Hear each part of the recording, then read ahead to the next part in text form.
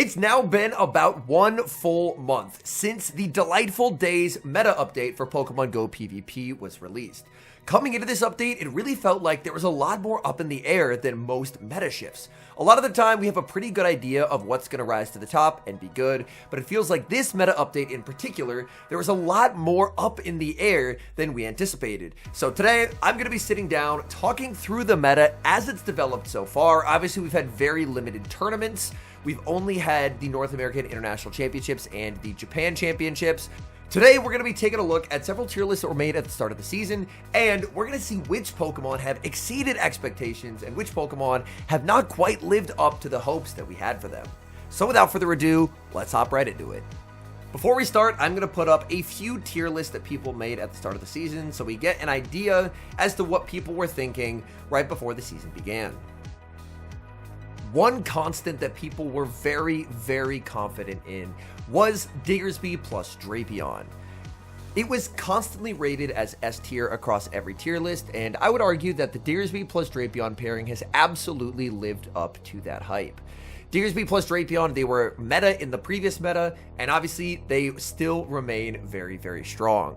Now this tier list is set up alphabetically. There's a lot of Pokemon on here, so I will probably go pretty quickly through a lot of the mons that didn't really receive updates that I view are not particularly good, like Abomasnow, Aggron, Altaria. Annihilape is a Pokemon that I think deserves a bit of conversation. Annihilape, people did have pretty high hopes for. Obviously, if you look at Diggersby plus Shadow Drapion, one of the best core breakers for that is going to be Annihilape, in addition with the big buffs to bug types, and a Pokemon like Scizor drastically exceeding people's expectations. Annihilape has really proved its worth. To me, it's right around the top of A, or right at the absolute lowest part of S. I think I'm going to give it the benefit of the doubt and put it in S. Next up, Araquanid, a Pokemon that drastically exceeded expectations. People definitely believed that it could be strong, but there was worries about its pacing, worries about its awkward set of charge moves, but it ended up winning the North American International Championships and has seen dramatically increased play in Go Battle League as a result. This is a very strong Pokemon. It functions extremely well without shields, and realistically, I think it definitely belongs as a strong A-tier mon. Araquanid is very good. Additionally, it is very good as well into that Drapion plus Diggersby combination. So Araquanid, I think I would put slightly below the Annihilape, but I think the Araquanid is a very strong pick. Arctibax, that's not really something that's meta relevant. I'm more so just trying to get to the meta relevant mons. The next Pokemon we'll be talking about is Azumarill. Azumarill, honestly, I feel people were a little bit too high on, which, to be fair, Azumarill has been good for a very long time. But I do think that this season, Azumarill has definitely taken a big step back in a pretty significant way. Lapras is far and away the best water type that you can run. The only real advantage to Azumarill is it has an incrementally better matchup into Scizor, but even so, I think Azumarill is probably towards the bottom of A. I would even actually put it below Araquanid just because of how terrifying Araquanid can be. This is not really a meta-relevant mon. Bastiodon, I think Bastiodon exceeded expectations in terms of people expected it to be quite bad, and I really dislike the fact that it does have some play. Obviously, it's atrocious neutrally, but you're running Bastiodon to RPS things. No one is running Bastiodon for its neutral matchups. Its neutral matchups are very poor. I think Bastiodon probably goes upper end of C, lower end of B. I'm putting it in the upper end of C just because I don't like the Pokemon. Bellibolt, it's a Pokemon that we've obviously seen absolutely terrorize Ultra League metas. In the Great League, I definitely feel like it still has yet to be explored quite a bit. We've seen some people have success with Thundershock Bellibolt in the Great League. I believe it was M. Rinker who was running a Thundershock Bellibolt line, and PB Potato as well, and they, I believe, both made it to boards with the Mon. So I think I would put it in B tier, where it does offer stronger neutral matchups than something like a Deni, just because you do have the ability to hit Zap Cannons. And Zap Cannon, obviously, an incredibly good move neutrally. I do think it's still obviously extremely limited in its coverage, and that's why it can't go any higher. Its neutrals are very good. It also has a pretty solid ability to win even when down a shield if you're on Thundershock, but with no coverage, you really can't put it much higher than this. Blossom, not a meta-relevant Mon. Bibarel, not a meta-relevant Mon. Blastoise up next. For Blastoise, I do think that Blastoise has definitely taken a step down this season.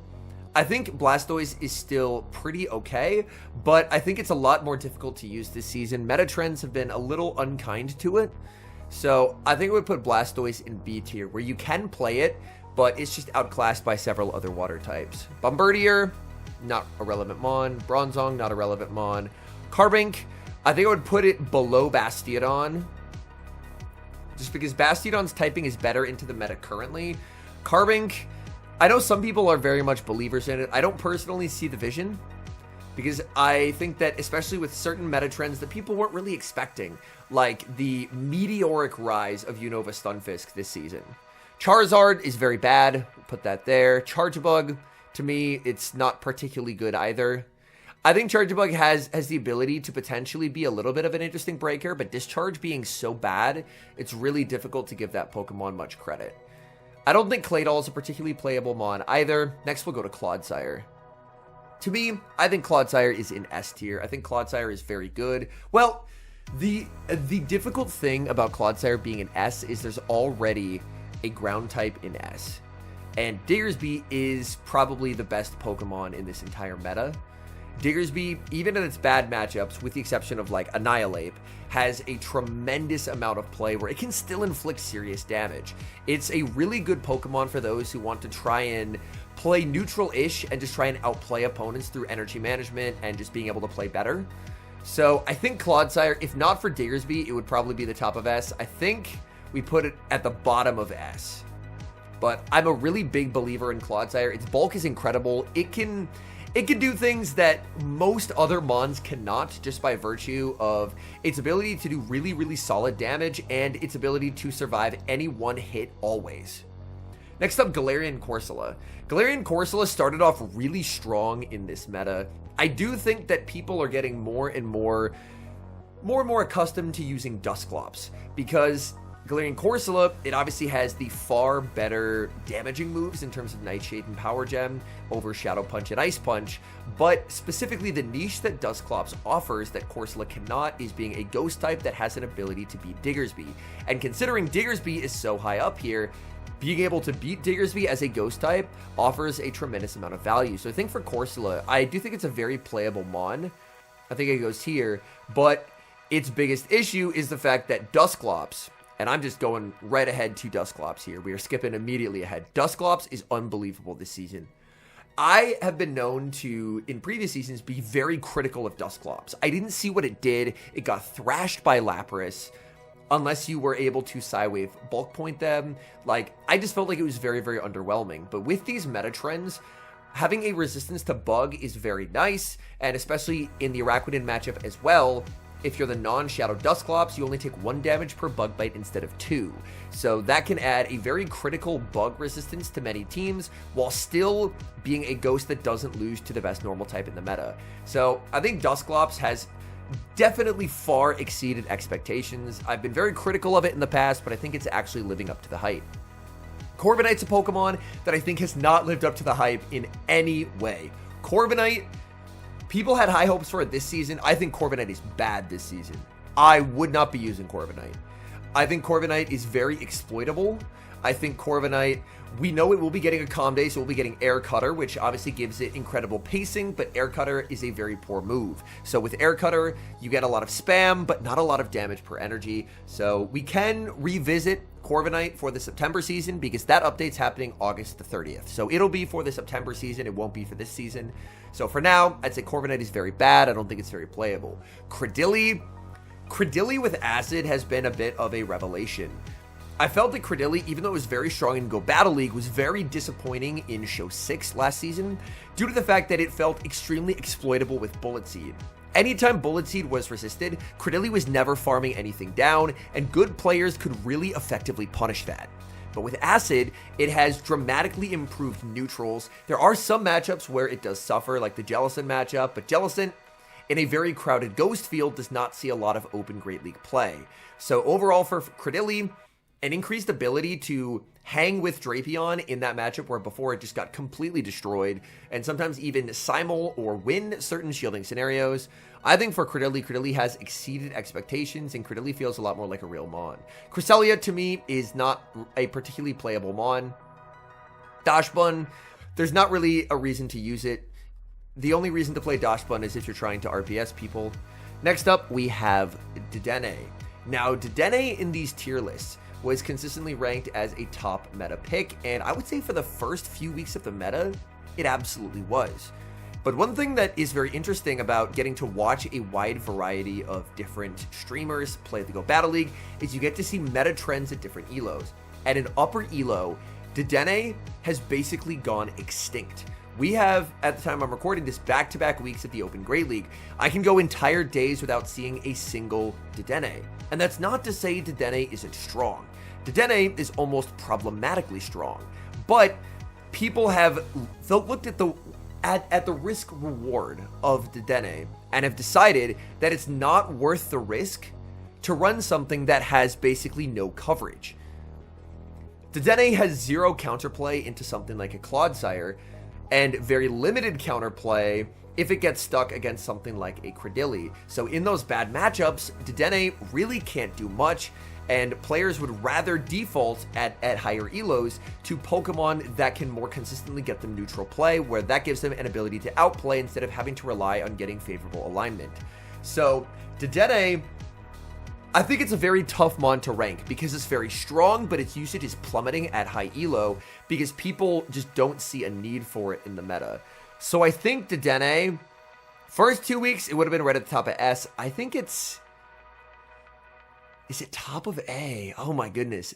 I think this is a very difficult Pokemon to rank because I think Deni is the reason that Parabolic Charge will be nerfed because its presence is a problematic one, but it's almost kind of getting cycled out of usage in upper elos because people just don't want to deal with its polarizingly good or polarizingly bad matchups. Next up, Dugong. I think in a bug environment, specifically where Araquanid and Golisopod have been very strong, Dugong is very hit or miss. Dugong does have some very nice neutrals in a lot of matchups, especially as you look across the S tier and you look at any Pokemon that isn't named Annihilate. However, with the bug types being strong, I would probably put Dugong at the bottom of A tier. I still think Dugong has a tremendous amount of play. Obviously, you'll have to support it well against those bug types, because against something like a Golisopod or an Araquanid, obviously Araquanid can't damage it with its charge moves, but the bug bites do so much that they can basically just bug bite you down and leave with 100 energy and switch out and reset debuffs. So you definitely need to cover for the bug types, but I still think Dugong is a very solid option. Next up, Duat. I have played against a couple Duats. To me, it's not really a Pokemon that's worth considering. Dragalge, I would say, has surprised. I don't think people had a lot of expectations for Dragalge, and Dragalge, I think I would probably put at the absolute height of B. It's far, far better than Blastoise. I think Dragalge probably goes here. Dragalge definitely exceeded expectations. Shadow Claw, we know, is an absolutely cracked move, but the question was how much of that is the stats of Shadow Claw and how much is the fact that it's a Ghost type, and Ghost is not really resisted by much, whereas Poison is resisted by a lot more. But as it turns out, it's just a cracked move. So Dragalge has seen quite a bit of play, and I think it is a very strong pick. So overall, it's really not going to appreciate certain top meta things like Diggersby, Dusclops, it's not going to be a large fan of, but I do think that Dragalge has definitely exceeded expectations. Dragapult, that's not really a Mon. Dragonair, I think I'd put it like here, like in the Corviknight area of can you run it? Yes, but it's not an optimal Mon. I think Dragonite, I don't particularly see a need to ever run Dragonite when Regidrago exists. Obviously, at the start of the season, Regidrago didn't exist. It didn't have Dragon Breath and Dragon Energy. So it's not on this tier list because this tier list was made at the start of the season. But I think Dragonite probably goes here. I realistically just think it's completely just outclassed by Regidrago. Drampa's not really a Mon. Drifblim, I think, is a really strong anti-meta pick. Like, as you take a look across the S tier, there's so much play for Drifblim. This is on, Credilli's on Acid now. So it does very strongly into Credilli. It does great into Clodsire, regardless of moveset. Beats Annihilate. Very good into Dusclops. Beats Diggersby. Its only real problematic matchup is Drapion. So it's very strong anti-meta into the best mons that are available. Dunsparce. Some people have used it because it can, like, Dunsparce's goal is it's going to have very poor neutrals, but it's again just trying to RPS things. I think Dunsparce I would kind of put down here, probably C tier, where can you run it? Yes. I don't think I would ever run it. Dusknoir. I think Dusknoir is interesting, but it's largely just bad. Well, not bad. I would say it is mediocre Drifblim. So I would probably put it here where you can run it and have success. But I think Shadow Drifblim just does everything you want Dusknoir to do, but better. Next up, Emolga. To me, Emolga is not really a real mon, except for Feraligatr. Feraligatr is a really interesting one. People were arguing for its nerf for forever, and I feel like these past few updates have been a really good example of how you don't have to nerf a mon to neutralize its presence in the meta. Feraligatr usage has fallen off a cliff. I can probably go multiple days without seeing a single Feraligatr in the Great League because there are just better options. So I think for Feraligatr, I would probably put it like B tier, which for Feraligatr is a shocking fall from grace. Ferrothorn, not really a real mon, so we'll put that down here. Florges, I think Florges is probably like here. I think Florges is better than people give it credit for. It has anti-meta play. Obviously, it's going to be very alignment dependent, but I do think that Florges does have a bit of real play and that good players will be able to have success with it. Next up, Fortress. Fortress, I think, is a difficult Pokemon to rate. Fortress was put constantly in S or A. People tried it a bunch in the first week, and everyone built very strongly into it. It's something that we saw with Lapras at the start of last season, where people just ran triple strong into Lapras. Lapras felt very underwhelming, and then everyone stopped using Lapras. So then people started running weak to it, and then people began to realize, oh, this thing is actually just incredibly strong neutrally. And that's what we're starting to see in higher elos. Fortress usage is spiking at higher elos. People are using it because it absolutely crushes the other Bug Steel of Shadow Scizor. Scizor needs to boost to have a chance in that matchup, and Bug Bite, even when resisted from Fortress does have a higher attack stat than Araquanid, so Fortress, even against something like the Dusclops, gets that breakpoint where it does 2 damage per Bug Bite and can even beat the Ghost-type Dusclops. So to me, I think people will probably argue with me on this ranking. I think Fortress is unbelievably good. I think Fortress is right at the top of A. I think currently Fortress is heavily underused, but we're seeing people have like meteoric climbs with it in the Open Great League, and I think it's because people finally stopped trying to triple hard counter it, and now once they're trying to run real teams in the meta, we are seeing that those teams happen to be very soft to Fortress. So Fortress is a Pokemon that I am a really big fan of, and I'm glad that time of just trying to triple RPS Fortress has passed, and now we are starting to see Fortress's power. Next up, Furret. I think Furret is a very solid mon. Furret is definitely hurt by the increased usage of a Pokemon like Mandibuzz. Mandibuzz definitely saw a big rise with this update. So the lack of Tinkaton falling off helps it, but there's new things that definitely do hurt it. I think I would probably put it like here. Here to me feels solid, or maybe even like here. In between Araquanid and Azumarill. Gallade, not really a real mon. Gastrodon, I'd say we probably put in this like amalgamation of different water types. There's a lot of waters you can run that aren't the best water types, but you should just run the best water types. Gliscor, not a real mon. Golisopod, I feel like Golisopod has lived up to expectations. Golisopod versus Araquanid, we oftentimes see a lot of them run ABB. I think it's a little difficult to try and rate Araquanid and Golisopod because they basically have identical coverage, but they play very differently. Whereas Golisopod ends up feeling a lot more flexible. It can be used as a pivot. Araquanid better as a lead or a closer. So I think I'll end up putting them in a pretty similar spot.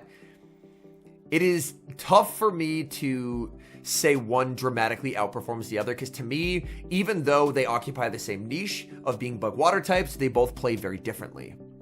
Golurk, I think Golurk was actually a big winner of this update. If you take a look across the good mons here in the S tier, Golurk is very fine into every single one of those mons except Dusclops, and even against Dusclops, it is quite a bit of play. So I think Golurk is a mon that's currently very underutilized, and I would probably put it bottom of A tier. That might be a hot take, but Goodra, I think Goodra, again, is just an outclassed dragon. Greninja has proven to be a very good anti-meta core breaker. Again, as we take a look across the S tier mons, we have a dominant win for Greninja, a dominant win for Greninja, a good win for Greninja, bad for Greninja, good for Greninja, and now that it's on Acid, Greninja has better play here than it did. So for Greninja, I think Greninja is a very good anti-meta mon. I would even put it over Azu. I'm not a big fan of Azu, but also being a water type in general, with Greninja's ability to outpace Scizor and to resist Bullet Punch, puts it in a really, really good spot. Whereas it, unfortunately, like a Pokemon like Azu, doesn't have that Bullet Punch resist, so it can oftentimes feel very exploitable by Scizor, whereas the Greninja can just consistently outpace and make life very uncomfortable for the Scizor. Grumpig, to me, not really a real mon. Guzzlord, I don't think is really a real mon in this meta. I would put it in, you can use it if you want to. Gyarados, not really a real mon. Hakamo-o, not really a real mon. The Hippos. Jelly, I like Jelly, but I think in a meta environment where Dusclops, Corsola, and Drifblim exists, Jelly just kind of goes in this glut of water types in B where you can run it, and it'll do fine for you. It's not a bad mon, but I think there are just better waters that you can bring on your team of 3. Jumpluff has dramatically fallen compared to last season. A huge rise of Dusclops hurt it quite substantially. Acid on Cordilli hurt it quite substantially. Clodsire being good hurt it quite substantially. So I would say Pluff is probably bottom of A, where it's still a very good mon. It's still a very good mon, but it is a lot less safe. Last season, it basically felt like it had no counters. It feels like it has real counters, and there's actual downsides to bringing Jumpluff onto your team. That's not a real mon. That's not a real mon. That's not a real mon. That's not a real mon, no matter what certain European competitive players believe. Next up, Lapras. I think Lapras is still just unbelievably good. Lapras, I would put still in S. Lapras has held up really nicely from season to season. Psywave is an incredibly cracked move, and it's a Psywaver that doesn't have a weakness to Bug, where something like Malamar really doesn't like that Gliscopod is now on Fury Cutter, the rise of Araquanid. For Lapras, that's actually pretty fine, because it's not taking double super effective or even single super effective there. So to me, Lapras is unbelievably good. Leavanny, not a real mon. Ledian, I love it. It's not a real mon. Lickitung, to me, is also not a real mon. Lickitung's issues are the fact that it just feels too slow. A move like Stomp getting reworked could have given it viability if Stomp wasn't so expensive. Whereas you end up running Body Slam Stomp and then having no coverage, Stomp Power Whip and having no pacing. There's just kind of not a win-win scenario for Lickitung. So I think Lickitung, I'll put it down here. Unfortunately, I think Linoone is tougher to use this season. Linoone had a bit of an anti-meta niche for a little bit, just because it was a normal type with Shadow Claw, so it could basically be safe swapped. People would think it would be Furret, bring in Tinkaton, and then Tinkaton would lose to the Linoone. But unfortunately, Tinkaton's fallen off, and there's a lot fewer Shadow Claw users, so I think Linoone is a much tougher bring this season. Low Kicks, I think, is cool anti-meta.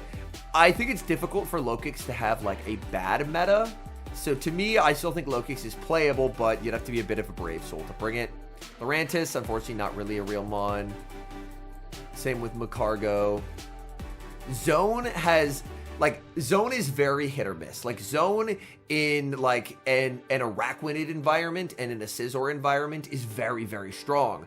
But Zone is also very polarizing. So Zone, whether to bring it or not, is entirely a meta call, and from day to day, it can either dominate or it can feel like complete dead weight. So for Zone's inconsistency, I think Zone probably ends up in C, just because it is unbelievably good against some teams and completely useless into others. Malamar, I think Malamar is still a playable mon. Obviously, it has counters this season, and it had no counters last season. So Malamar, specifically the Shadow, I think I would put over here where you can play it, but there's just better options, safer options. Mandibuzz is a huge winner this season. Mandibuzz, all the way up here. I mean, as we take a look across the top mons, Mandibuzz neutral into Diggersby, beats this, and obviously we are talking about Air Slash. Oh, I need to scroll up here. So it beats well, it's very neutral into Diggersby. It beats Clops with Air Slash, which is the normal moveset. It's going to beat Drapion, it's going to beat Annihilate. It's neutral-ish into Claude. Credilli's not fun. Lapras, it at least is a Psy-Wave resistance. So Mandibuzz has been a bit of a revelation this season.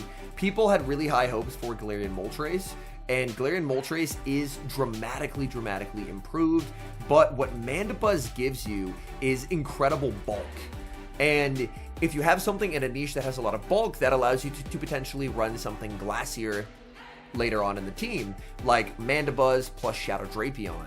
Whereas if you have Moltres plus Shadow Drapion, then your team's a little bit on the Glacier side of things. So I think just for its synergy with some of these top mons, that's part of the reason why Mandibuzz ended up winning over Moltres, even though Moltres is unbelievably good. Shadow Alolan Marowak, not a playable mon. It's just not good. Shadow Kanto Marowak. Shadow Kanto Marowak, I think, does have some pretty nice anti-meta play. I think it is probably bottom of A. So maybe more so just like bottom of meta instead of anti-meta, but it does have a lot of good matchups, specifically as the Shadow. The regular Marowak doesn't really do anything, but I do still like the Shadow Marowak quite a bit. Metacham, not really a mon. Matang is interesting. Matang had a ton of hype to start with, and then Matang kind of went nowhere. I've heard of a few people trying Matang and having very good results. So it's almost weird that in the course of a month, it went from very hyped to people thinking it was trash, and I think it's somewhere in the middle. I would say Matang, specifically the Shadow, probably around here, where you can play it, and if you're a good player and if you support it well, you'll have good results with it. But I think there are also just better options in its particular niche. Like, as a steel type with a bug fast move, you have obviously Fortress as a much better option. You have Scizor, which at a certain point we should just rip the band-aid off and get Scizor on the tier list. Scizor, no one expected this rise from Scizor, but Scizor is firmly in S tier. It's incredibly glassy, but its ability to boost through things and Bullet Punch being as overtuned as it is, it really feels like almost the perfect balancing for Scizor, where Scizor feels a little bit like some of these really glassy mons at their peak, like the Morpekos of the world when everyone was asking for it to be nerfed, when in reality, it should not be nerfed. What you have to do is learn how to play around it. Scizor, hyper strong. You have to make sure that you keep it in mind when you're building every single team. And part of why I think Fortress is very interesting is a lot of the things that people bring to beat Scizor, if it's not a fire type and they're just not trying to RPS it, end up losing to Fortress. So even though Scizor is a tier above it, I still think Fort, and people are realizing Fort has a ton of anti-meta play due to its ability to beat Scizor straight up, as well as being able to beat a lot of the things that people bring to try and beat Scizor, which is a lot of the waters. Because the main way to beat Scizor is have a Bullet Punch resistance.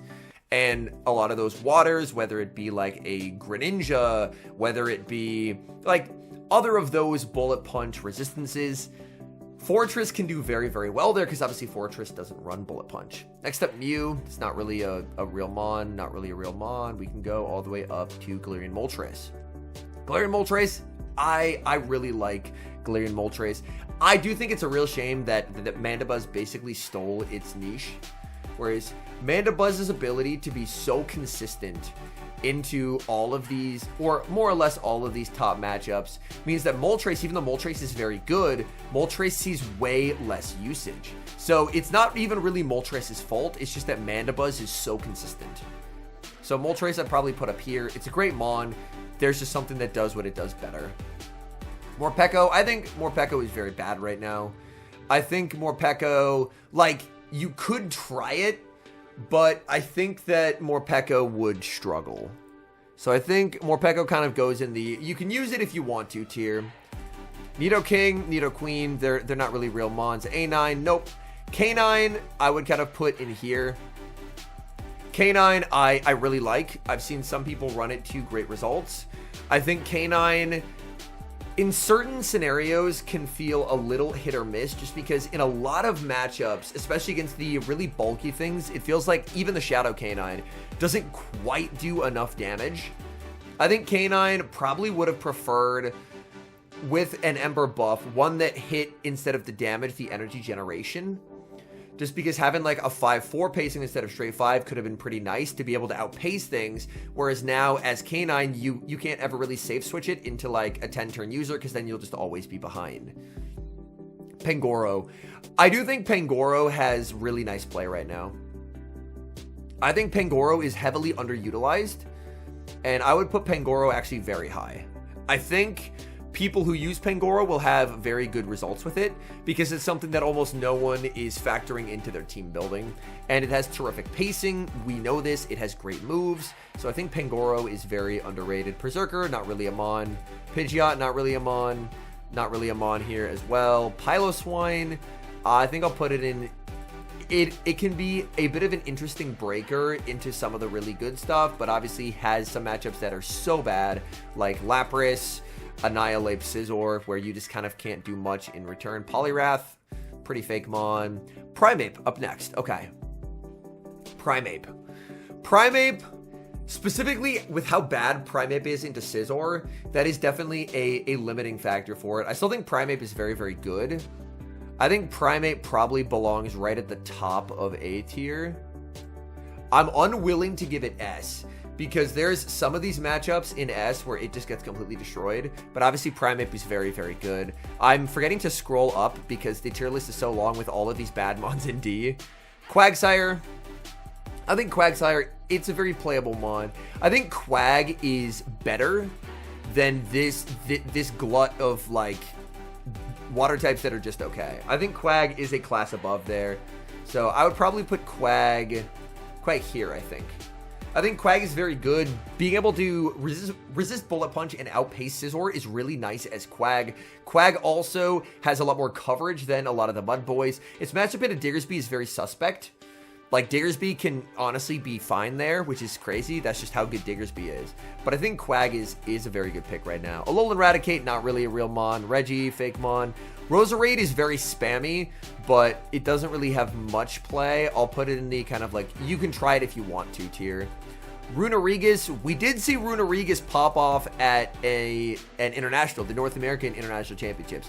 I am willing to put Rune, like, where would I want to put it? Yeah, I'm willing to put Rune like here, I think. I think Rune is a lot better than people give it credit for, and it's another one of the mons that it's still on the spicier side of things, but I think it's not given as much credit as it deserves. And that's not to say it's a must-use mon, it's just underutilized at the moment. Sableye, I don't think Sableye is a bit underutilized here. I do really like Sableye. I think I'd put Sableye in a similar tier as Rune, probably a bit above. Yeah, I think we'll put Sableye all the way up here. Samurott, I do really like Samurott. Some people have gotten very high with Samurott.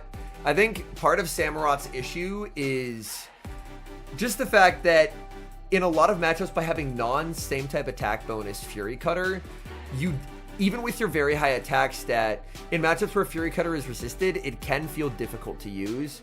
I think I'm going to put Samurott in that. I'll need to scroll up here. The D tier is just too big. Okay, like, probably in this same, like, a lot of water types tier, where there's certain scenarios where I really like Samurott, but others where it feels very, very limited. Alolan Sandslash, I think we've evolved past the need for Alolan Sandslash just as a species. we don't need it anymore. Like, you can use it, but I don't think it's very good. That's not really a real mon. That's not really a real mon. Serp is always underplayed But I also think, so you're going to encounter in the Go Battle League many teams that are very weak to Superior. But at the same time, you're also going to encounter a lot of teams where Superior just has absolutely nowhere to go. So I think Superior, as we scroll up, I think Superior probably finds its home in the B tier, where its lack of coverage, like obviously it has Flying Grass coverage, which was amazing in certain metas, but in this meta, I think Flying Grass leaves you a lot of weak spots in your coverage. And especially with what's up here, you end up really noticing that. All right, Skeleturge. I don't really think Skeleturge is a playable mon in this Open Great League format. Ufisk. We are going right past Steelix. Ufisk has had a meteoric rise. Ufisk, I'm really frustrated by its lack of coverage.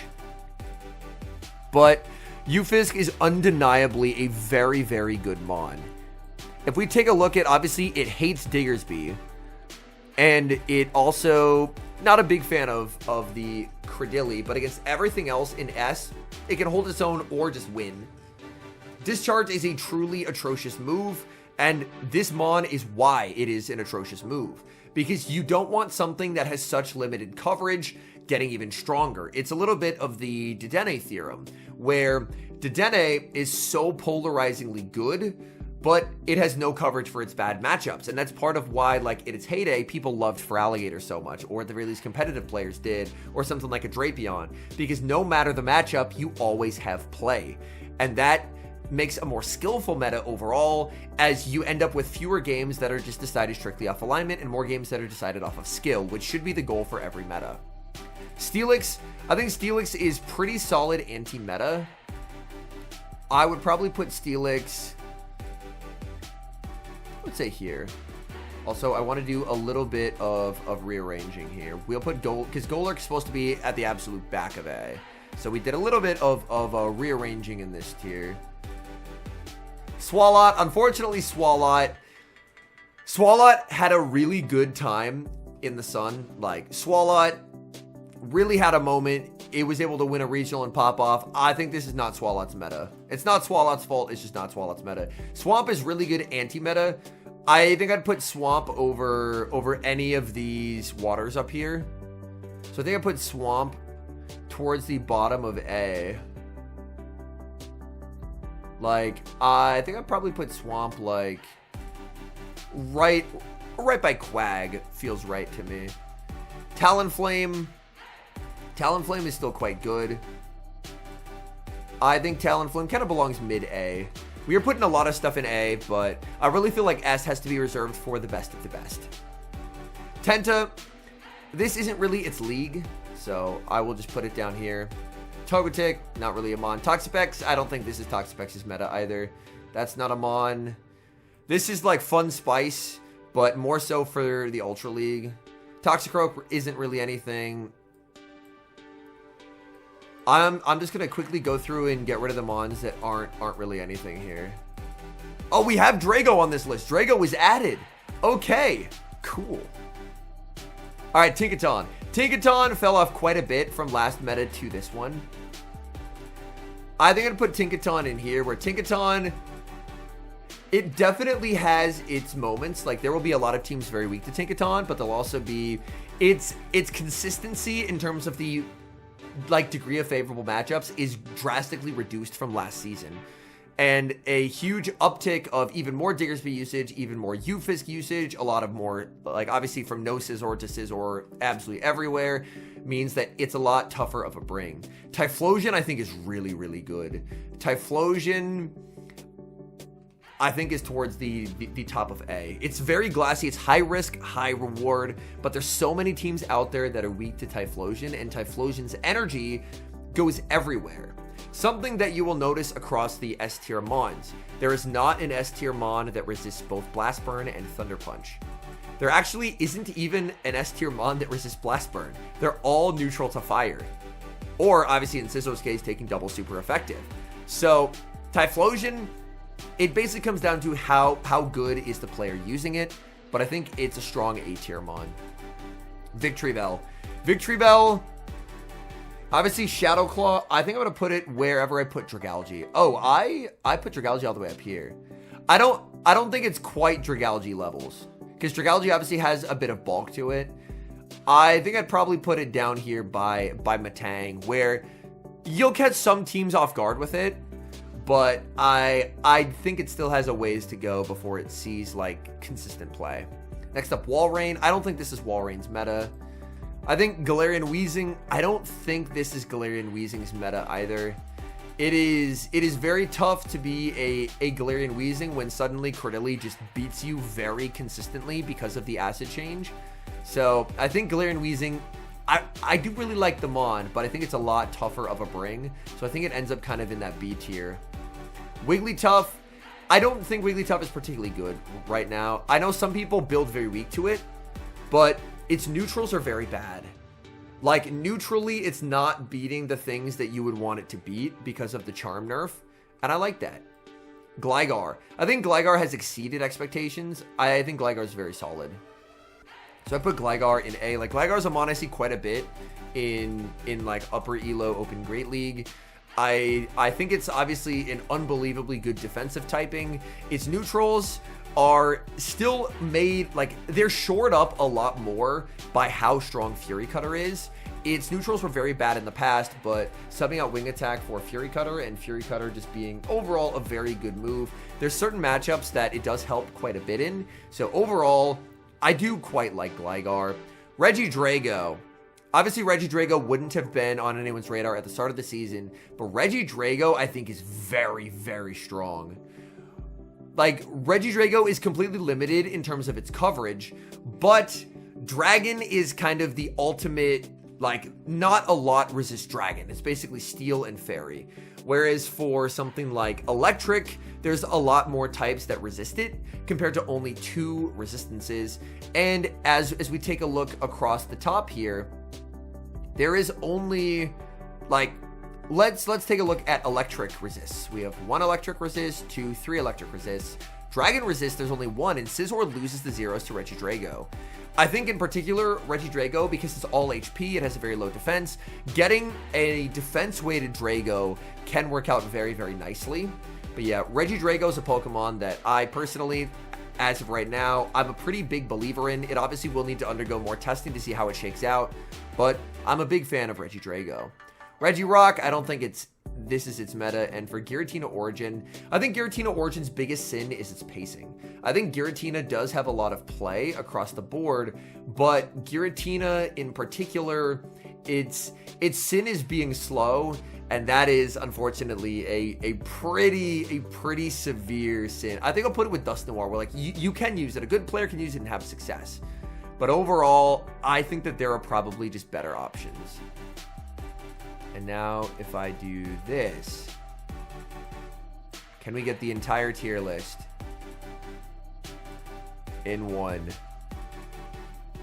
It looks like I should be able to. Oh, that's not what I'm trying to do. Okay. That almost has the whole tier list here.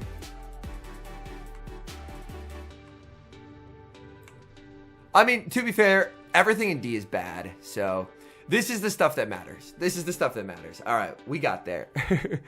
I think it is an interesting meta in terms of there's less flexible play than there has been in previous seasons. I think that there are a few Pokemon with like one really glaring weakness, like Shadow Scizor, that can offer a lot of neutral play. But obviously, if it ends up on a Scizor, it's just kind of game over. But we've seen that before with something like a Vigoroth, where Vigoroth had one matchup where it was instantly game losing to have Vigoroth on Annihilate, but it was pretty neutral in other scenarios. So I do think as the meta shapes up, people will figure out ways for it to be less alignment dependent.